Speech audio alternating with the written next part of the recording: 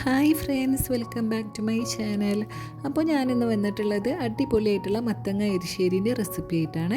നമ്മളെ സദ്യയിലൊക്കെ ഒരു പ്രധാന വിഭവമായിട്ടുള്ള മത്തങ്ങ എരിശ്ശേരി എങ്ങനെ തയ്യാറാക്കിയെടുക്കാൻ നോക്കാം.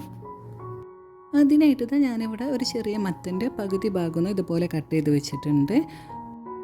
പിന്നെ അര കപ്പ് വൻപയറൊന്ന് കുതിർത്തെടുത്ത് വെച്ചിട്ടുണ്ട്. പിന്നെ വൻപയറിന് പകരം ചെറുപയറും പരിപ്പൊക്കെ വെച്ചാണ്ട് ഇതുപോലെ എരിശ്ശേരി ഉണ്ടാക്കുന്നത് കണ്ടാണ്. നമ്മളിപ്പോൾ വൻപയറാട്ടോ ഉപയോഗിക്കുന്നത്. ഇനി നമുക്ക് ഈ പയറും പിന്നെ മത്തനും അതിൻ്റെ കൂടെ 2 പച്ചമുളകും കൂടി നടുക കീറി വെച്ചാണ് അതും കൂടി കുക്കറിലേക്ക് ഇട്ട് കൊടുക്കാം. ഇനി ഇതിലേക്ക് 1/2 ടീസ്പൂൺ മഞ്ഞൾപ്പൊടി, 1/2 ടേബിൾ സ്പൂൺ മുളക് പൊടിയും ചേർത്ത് കൊടുക്കാം. ഇനി ഇതിലേക്ക് പാകത്തിനുള്ള ഉപ്പും 1 കപ്പ് വെള്ളവും കൂടി ഒഴിച്ച് നമുക്കിതൊന്ന് ഇളക്കി കൊടുക്കാം.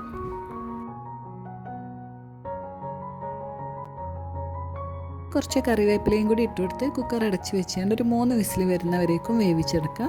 അപ്പോൾ ആദ്യത്തെ ഒരു വിസിൽ വരുന്നവരേക്കും ഹൈ ഫ്ലെയിമിൽ വെച്ച് കൊടുക്കുക.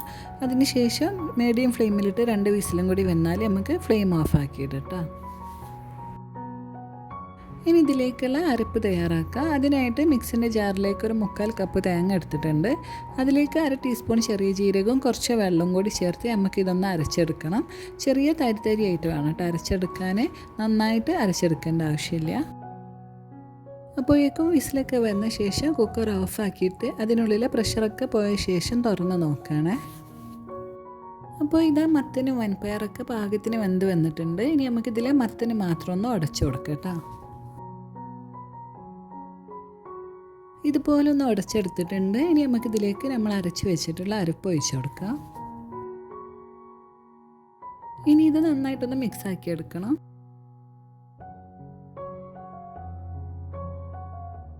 ഇനി നമുക്കിതിലേക്ക് തേങ്ങ വറുത്തിടാനുണ്ട്. അതിനായിട്ട് ഇതാ ഒരു പാന് വെച്ച് ചൂടായി വരുമ്പോൾ അതിലേക്ക് കുറച്ച് വെളിച്ചെണ്ണ ഒഴിച്ചു കൊടുക്കുക.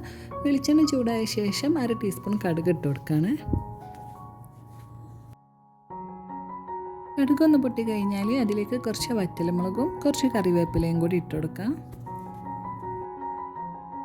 ഇനി നമുക്കിതിലേക്ക് 1/2 കപ്പ് തേങ്ങയും കൂടി ചേർത്ത് നന്നായിട്ടൊന്ന് തേങ്ങ വറുത്തെടുക്കണം കേട്ടോ. നല്ലൊരു ബ്രൗൺ കളർ ആവുന്നവരേക്കും വറുത്തെടുക്കണം.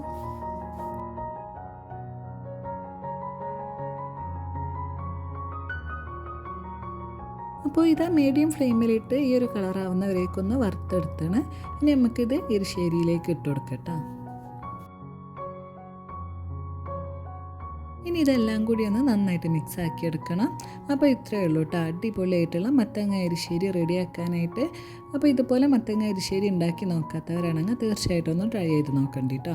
അപ്പോൾ ഇന്നത്തെ ഈ ഒരു റെസിപ്പി നിങ്ങൾക്ക് എല്ലാവർക്കും ഇഷ്ടമായി എന്ന് വിചാരിക്കണം. അപ്പോൾ വീഡിയോ ഇഷ്ടമായാൽ ലൈക്ക് ചെയ്യുക, ഷെയർ ചെയ്യുക, ഒന്ന് സബ്സ്ക്രൈബൊക്കെ ചെയ്ത് സപ്പോർട്ട് ചെയ്യണേ. അടുത്തൊരു വീഡിയോ ആയിട്ട് വീണ്ടും കാണാം. അതുവരേക്കും ബൈ ഗായ്സ്.